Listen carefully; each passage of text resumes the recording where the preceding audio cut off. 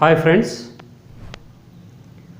ఈరోజు మనం చెప్పుకోబోయేటువంటి topic phrasal verbs.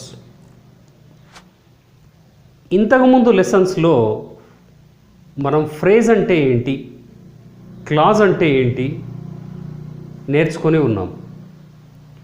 So phrase అని అంటే group of words, group of words without subject, without a finite verb. So group of వర్డ్స్కి incomplete meaning ఉంటుంది అని అన్నట్టు. ఇంకా చెప్పాలి అని అంటే phrase is at least 2 words. Phrase is a group of at least 2 words. ఇక ఎన్నైనా ఉండవచ్చు, 2 words కంటే ఎక్కువగా ఎన్నైనా ఉండవచ్చు. అటువంటి దాన్ని ఫ్రేజ్ అంటాము అని చెప్పుకున్నాం. ఈరోజు మనం చూసేటువంటిది ఫ్రేజల్ వర్బ్స్. టైటిల్లోనే మనకు తెలుస్తుంది. ఫ్రేజ్లో ఉండేటువంటిది మెయిన్గా ఏముంటుందంటే వర్బ్ ఉంటుంది. వర్బ్తో పాటుగా ఇంకా ఒక పదం కానీ 2 పదాలు కానీ ఉండవచ్చు. అట్లా ఉండేటువంటిది వాటిని ఫ్రేజల్ వర్బ్స్ అని అంటారు.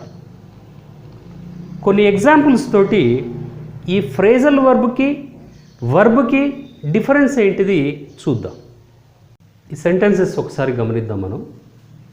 The mirror broke in 2 pieces. Broke అని అంటే విరిగిపోవటం, పగిలిపోవటం. The mirror broke in 2 pieces అని అంటే ముక్కలుగా అది పగిలిపోయింది అని అన్నట్టు. ఇక్కడ బ్రోక్ అనేటువంటిది వర్బ్ పాస్ట్ ఫామ్లో ఉంది.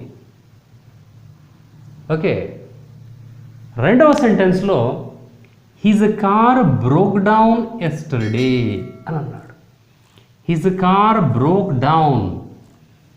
బ్రోక్ అనేటువంటి వర్బ్ తర్వాత డౌన్ అనేటువంటి అడ్వర్బ్ కూడా వచ్చి జత చేరింది. సో బ్రోక్ డౌన్ అనేటువంటిది కలవడం వల్ల విరిగి కిందికి పోవడం కాదు. బ్రోక్ అని అంటే విరిగిపోవడం, డౌన్ అని అంటే కిందికి కాదు. దీని అర్థము ఫెయిల్డ్ అంటే పని చేయడం ఆగిపోయింది, ఏదో రిపేర్ వచ్చింది అన్నటువంటి అర్థంలో బ్రోక్ డౌన్ వాడుతున్నాం. సో ఇక్కడ బ్రోక్ డౌన్ అన్నటువంటి దాన్ని ఫ్రేజల్ వర్బ్ అని అంటారు. ఎందుకు అనంటే ఇక్కడ వర్బు ఒక్కటే కాకుండా ఒక అడ్వర్బ్ కూడా జత అయ్యి 2 వేరు మీనింగ్స్ కాకుండా, బ్రోక్ అనేదానికి డౌన్ అనేదానికి సపరేట్ మీనింగ్స్ కాకుండా మనం ఏం చేస్తున్నాం, హోల్ రెండిటికి కలిపి ఒకే మీనింగ్ని తీసుకుంటున్నాం. అది డిఫరెంట్ మీనింగ్గా ఉంది మళ్ళీ. అటువంటి దాన్ని ఫ్రేజల్ వర్బ్ అంటారు. ఫర్ ఎగ్జాంపుల్, 3వ సెంటెన్స్లో చూస్తే my boss is calling me. Is calling, call అంటే పిలవటం. సో ఎవరిని పిలుస్తున్నాడు? నన్ను పిలుస్తున్నాడు. సో ఇది వర్బ్. అదే 4వ సెంటెన్స్లోనికి వచ్చేస్తే my boss called of the meeting అని అన్నాడు. Called of.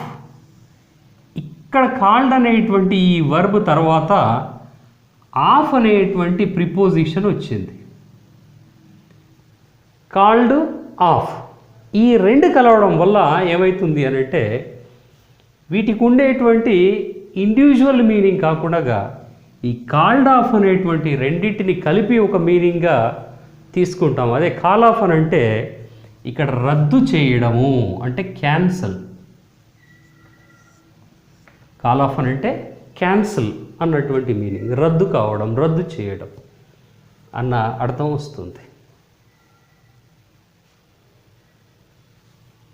5వ సెంటెన్స్లో తీసుకుంటే he is looking to be smart అని అన్నాం. లుకింగ్ అంటే కనిపించడం. ఆయన ఎట్లా కనిపిస్తున్నాడు అనంటే స్మార్ట్గా. స్మార్ట్ అంటే ఇంటెలిజెంట్.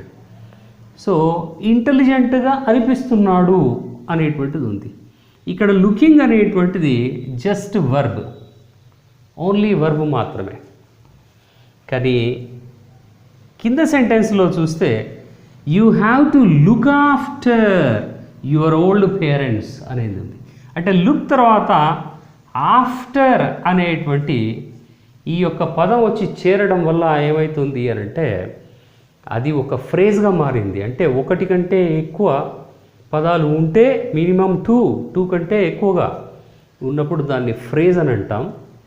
సో ఆ ఫ్రేజ్లో లుక్ అనంటే వర్బ్ అనేటువంటిది ఉండడం వల్ల అది వర్బల్ ఫ్రేజ్ లేదంటే ఫ్రేజల్ వర్బ్ అని మనం అంటున్నాం. సో లుక్ ఆఫ్టర్ అనేటువంటి దీనికి మీనింగ్ ఏంటి అని అంటే బాధ్యత వహించడం అని అన్నట్టు. అంటే ఓల్డ్ పేరెంట్స్ని మనము బాధ్యతగా చూసుకోవడం, రెస్పాన్సిబిలిటీ తీసుకోవడం అన్నటువంటి అర్థం వస్తుంది. సో ఇక్కడ ఈ ఎగ్జాంపుల్స్లో మనకు తెలుస్తున్నటువంటిది ఏంటంటే వర్బ్స్ ఇండివిజువల్గా ఉన్నాయి, కానీ వర్బ్స్ ఎప్పుడైతే ఒక అడ్వర్బ్ తోటో ఒక ప్రిపోజిషన్ తోటో మినిమం కలిస్తే అటువంటి వాటిని ఏమంటాం అనంటే ఫ్రేజల్ వర్బ్స్ అని అంటున్నాం.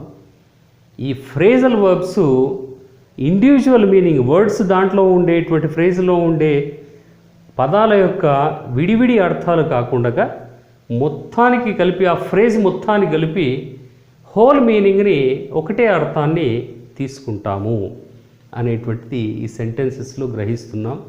ఇంకా కొన్ని ఫ్రేజల్ వర్బ్స్ అంటే డెఫినేషను ఇంకా ఏంటిది ఇప్పుడు ఈ అబ్జర్వేషన్స్ నుంచి మనం ఏం తెలుసుకున్నాము ఒక లిస్ట్ చూద్దాం. From the above examples we understand the following points. ఏంటివి మనం అర్థం చేసుకునేటువంటి ఈ పాయింట్స్ అని అంటే ఫ్రేజల్ వర్బ్లో కీవర్డ్ ముఖ్యమైనటువంటి పదము వర్బుగా ఉంటుంది అనేటువంటిది. అంతేకాకుండా ఈ ఫ్రేజ్లో వర్బ్తో పాటుగా a preposition or an adverb and sometimes both may be along with the verb. ఫ్రేజ్లో ఒక వర్బ్తో పాటుగా ప్రిపోజిషను ఉండవచ్చు, అడ్వర్బ్ ఉండవచ్చు, లేదంటే కొన్ని ఫ్రేజల్ వర్బ్స్లో ఈ రెండు కూడా రావచ్చు అని అన్నట్టు. రెండో పాయింట్ ఏంటిది అని అంటే ఇక్కడ ఫ్రేజ్లో ఉండేటువంటి వర్డ్స్ అనేటువంటివి అన్నీ కలిపి ఒక వర్బ్గా ఫంక్షన్ అవుతాయి. వీటన్నిటినీ కలిపే మనము ఫ్రేజల్ వర్బ్ అని అంటాం. అయితే మీనింగ్ అనేటువంటిది ఇండివిజువల్గా ఉండదు. అంటే ఒక్కొక్క ఆ ఫ్రేజ్లో ఉన్నటువంటి ఒక్కొక్క వర్డ్ను బట్టి ఉండదు, అది మొత్తం వర్డ్స్ని బట్టి మీనింగ్ ఉంటుంది. So meaning not from the individual but whole అని అన్నాం. కొన్నిసార్లు ఫ్రేజల్ వర్బ్స్ అనేటువంటివి ఒకటే ఫ్రేజల్ వర్బ్ 2 రకాలైనటువంటి 3 రకాలైనటువంటి మీనింగ్స్ కూడా ఇస్తాయి. అవి ఎలాగుంటాయి అనేటువంటిది మనము ఎగ్జాంపుల్స్ ద్వారా తెలుసుకోవచ్చు. వర్బ్స్కు ఉన్నట్టుగానే ఫ్రేజల్ వర్బ్స్ కూడా మనకు కాంజుగేషన్ ఉంటుంది. కాంజుగేషన్ అంటే ఏమంటూ అంటే present form, past form, past participle form. అంటే present tense, past tense, past participle అనేటువంటివి వర్బ్స్కి ఎట్లాగైతే ఉంటాయో అదేవిధంగా ఫ్రేజల్ వర్బ్స్కి కూడా ఉంటాయి. ఎందుకు అనంటే బేసికల్గా ఇవి కూడా వర్బ్సే, వీటిని మనం టెన్సెస్లో ఉపయోగిస్తాం. కాబట్టి వీటి యొక్క కాంజుగేషను ఎట్లా ఉంటుందో ఒకసారి చూద్దాం. For example V1, V2, V3 and V4 we have got. V4 అని అంటేనేమో this is ing form, verb ing form అని అన్నాం. మామూలు వర్బ్స్ తీసుకుంటే మెయిన్ వర్బ్స్ తీసుకుంటే సపోజ్ గివ్ అనేటువంటిది ఉంది. Give, gave, given and giving ఉంటుంది. అయితే phrasal verb give up, give up అనేటువంటిది తీసుకుంటే గివ్ అప్ అనే దానికి కూడా సేమ్ గివ్ అన్నటువంటి వర్బ్కు ఉన్నట్టుగానే అవే ఫామ్స్ ఉంటాయి. అంటే ఎట్లా అంటే గేవ్ అప్, గివెన్ అప్, అదేవిధంగా గివింగ్ అప్. చూడండి ఫామ్స్ సేమ్, అంటే అక్కడ ఉండేటువంటి ప్రిపోజిషన్ కానీ, వర్బ్తో ఉండే ప్రిపోజిషన్ కానీ, వర్బ్తో ఉండేటువంటి యాడ్వర్బ్ కానీ అట్లాగే ఉంటుంది. మెయిన్ వర్బ్లోనే ఫామ్ అనేటువంటిది ఎట్లా చేంజ్ కావాలనో అట్లా మారుతూ వస్తుంది. బ్రేక్ అనేటువంటి చూడండి, మెయిన్ వర్బ్గా ఉన్నప్పుడు దాని యొక్క conjugation break, broke, broken, breaking. Breaking అనేటువంటిది ఇంగ్ ఫామ్ వర్బ్. అదే బ్రేక్ డౌన్ అనేటువంటి ఒక ఫ్రేజల్ వర్బ్ని తీసుకుంటే డౌన్ అనేటువంటి యాడ్వర్బ్ వచ్చి దీంతో ఉన్నందుకు అది బ్రేక్ డౌన్ అయ్యింది, ఫ్రేజల్ వర్బ్గా మారింది. దీని ఫామ్స్ ఏమవుతున్నాయి అంటే broke down, broken down, past participle ఫామ్లో బ్రోకెన్ డౌన్ అవుతుంది. అలాగే బ్రేకింగ్ డౌన్ అనేటువంటిది ఇక్కడ ఇంగ్ ఫాము అవుతుంది. అట్లాగే కాల్ అనేటువంటి చూస్తే కాల్, కాల్డ్, కాల్డ్. సో ఇక్కడ కాల్ ఆఫ్, కాల్ ఆఫ్ తీసుకుంటే దాని యొక్క forms called off, called off, calling off, calling off, like that. So look అనేటువంటిది look, looked, looked ED verb అది. సో లుక్ ఆఫ్టర్ అనేటువంటి ఫ్రేజల్ వర్బ్ తీసుకుంటే దాని యొక్క ఫామ్స్ మామూలుగా లుక్డ్ ఆఫ్టర్, ఇది looked after. And ing form verb వచ్చేసి looking after అనేటువంటిది. సో ఈ విధంగా ఫ్రేజల్ వర్బ్స్ కూడా వర్బ్స్ మాదిరిగానే, కాకపోతే ఇది ఒక వర్డ్ గ్రూప్గా ఉంటుంది. అంటే ఒక ప్రిపోజిషన్ దాంతోపాటుగా ఉండవచ్చు, ఒక యాడ్వర్బ్ ఒక మెయిన్ వర్బ్ తోటి ఉండవచ్చు, లేదంటే రెండు కూడా ఒక్కోసారి ఉండవచ్చు. కానీ దాని సపరేట్ మీనింగ్ అంటూ ఉంటుంది. మెయిన్ వర్బ్కు ఉన్నటువంటి మీనింగ్ కాకుండా ప్రత్యేకమైనటువంటి మీనింగు అక్కడ ఉంటుంది. దాని ఫామ్స్ కూడా టెన్సెస్లో మనం మిగతా ఫామ్స్ లాగా ఎట్లా ఉపయోగిస్తామో, మెయిన్ వర్బ్స్ని ఎట్లా ఉపయోగిస్తామో దీన్ని కూడా అట్లాగే ఉపయోగించవచ్చు. సో ఈ విషయాన్ని మనం సెంటెన్సెస్లో గమనిద్దాం ఇప్పుడు. సో ఎగ్జాంపుల్స్లో he can't put up with her, he can't put up with her. ఇక్కడ పుటప్ విత్ అనేటువంటి ఫ్రేజల్ వర్బ్ ఉంది. దీంట్లో పుట్ అనేటువంటిది మెయిన్ వర్బు. ఈ మెయిన్ వర్బ్తో పాటుగా అప్ అనేటువంటిది, విత్ అనేటువంటి రెండు ప్రిపోజిషన్స్ వచ్చినాయి. ఈ రెండు కలవడం వల్ల ఏమవుతుంది అని అంటే అదొక ఫ్రేజల్ వర్బ్గా మారింది. పుట్ అంటే ఉంచడం, అప్ అంటే పైకి, విత్ అంటే తో అన్నటువంటి అర్థం కాకుండా దీని అర్థము టాలరేట్ అని వాడతాం. దీని మొత్తం అర్థము టాలరేట్ అంటే భరించడం. అతను ఆమెను ఉన్నాడు, భరించలేక పోతున్నాడు అనేటువంటిది. సో అది మీనింగ్ ఇక్కడ. ఈ రెండవ సెంటెన్స్లో చూస్తే that auto skidded and ran into a motorist. ఇక్కడ ర్యాన్ అనేటువంటి మెయిన్ వర్బ్తో పాటుగా ఇంటూ అనేటువంటిది ప్రిపోజిషన్ కలవడం వల్ల ఈ ర్యాన్ ఇంటూ ఏమైందనంటే ఫ్రేజల్ వర్బ్ అయింది. ఈ ఫ్రేజల్ వర్బ్ చూడండి ఇక్కడ ఏ టెన్స్లో ఉంది అని అంటే పాస్ట్ టెన్స్లో ఉంది. ఎందుకంటే run, ran, run so ran అనేటువంటిది పాస్ట్ కాబట్టి దాని యొక్క పాస్ట్ ఫామ్లో ఉపయోగించడం జరిగింది. మరి ర్యాన్ ఇంటూ అంటే అర్థం ఏంటిది అని అంటే కొలైడ్ అంటే గుద్దుకోవడం, యాక్సిడెంట్ కావడం, ఒకరికొకరు గుద్దుకోవడం. ఇక్కడ మూడవ సెంటెన్స్లో they have set off for London అని అన్నాడు. ఇక్కడ సెట్ అనేటువంటి వర్బ్ తర్వాత ఆఫ్ అనే ప్రిపోజిషన్ వచ్చింది. ఇది కలిపి దీన్ని ఫ్రేజల్ వర్బ్ అంటున్నాం మనం. కానీ ఈ సెట్ ఆఫ్ అనేటువంటిది ఏ టెన్స్లో వాడబడ్డది చూడండి. ముందు హ్యావ్ ఉంది, హ్యావ్ ఉంది అని అంటే పర్ఫెక్ట్ టెన్స్, ప్రజెంట్ పర్ఫెక్ట్ టెన్స్లో వాడబడ్డది. అంటే ఇది ప్రజెంట్ పాస్ట్ పార్టిసిపుల్లో ఉండేటువంటి వర్బ్ ఫామ్ ఇది. సో వర్బ్ ఫాము కాంజుగేషన్లో ఈ విధంగా టెన్స్ను బట్టి ఉపయోగించుకుంటాం. సో దీని అర్థం ఏంటిది? సెట్ ఆఫ్ అని అంటే అర్థం ఏంటి అని అంటే స్టార్ట్, బయలుదేరడం. అంటే వాళ్ళు లండన్కి బయలుదేరారు అని అన్నట్టు. He is longing for sweets అని అన్నాడు. లాంగింగ్ ఫర్ కంటిన్యూషన్లో ఉంది, అంటే ప్రజెంట్ కంటిన్యూస్ టెన్స్ ఇది. లాంగ్డ్ లాంగ్ అని అంటే కోరుకోవడం, ఇష్టపడడం.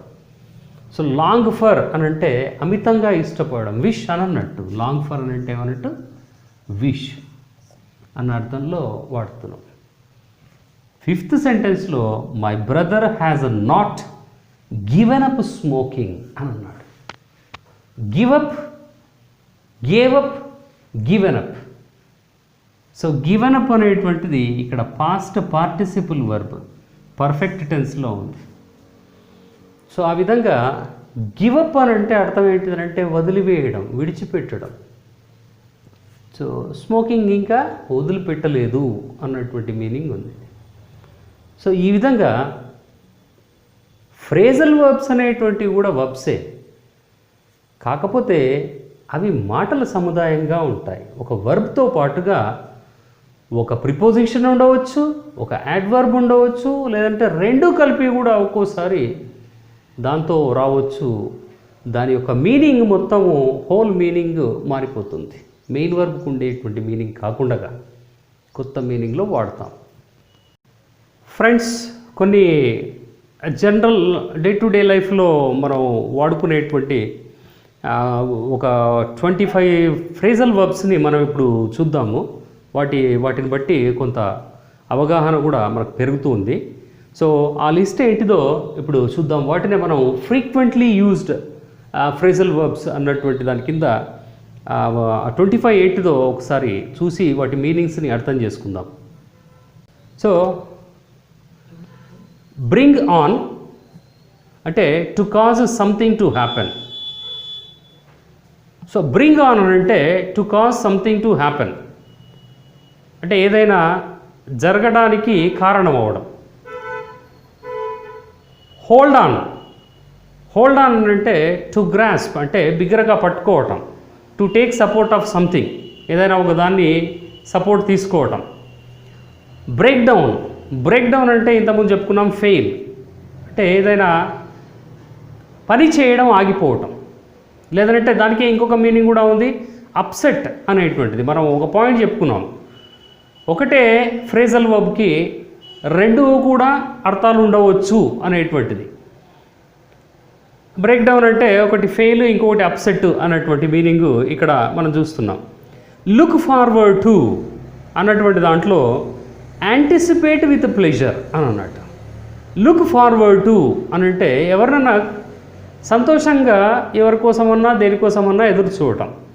లుక్ ఆఫ్టర్ అంటే టేక్ కేర్ ఆఫ్ అంటే సంరక్షణ బాధ్యత తీసుకోవటం అని అన్నట్టు. లుకప్ అని అంటే సెర్చ్ వెతకటం.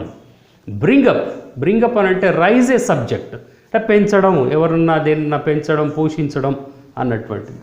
టర్న్ డౌన్ అంటే రెఫ్యూజ్ అని అన్నట్టు. ఫిల్అప్ అని అంటే స్టాప్ ద ఫ్లో అని అన్నట్టు. ఫిల్ ఇన్ అంటే కంప్లీట్ అని అన్నట్టు. సో ఈ రెండిటికి ఉండేటువంటి తేడాను కొంచెం జాగ్రత్తగా మనము గమనిస్తే అది ఫిల్అప్ అంటేనేమో కంప్లీట్ ఏ డాక్యుమెంట్, ఫిల్అప్ అంటేనేమో కంప్లీట్, అండ్ ఫిల్ ఇన్ అని అంటేనేమో కంప్లీట్ ఏ డాక్యుమెంట్ అన్నటువంటిది ఉంటుంది.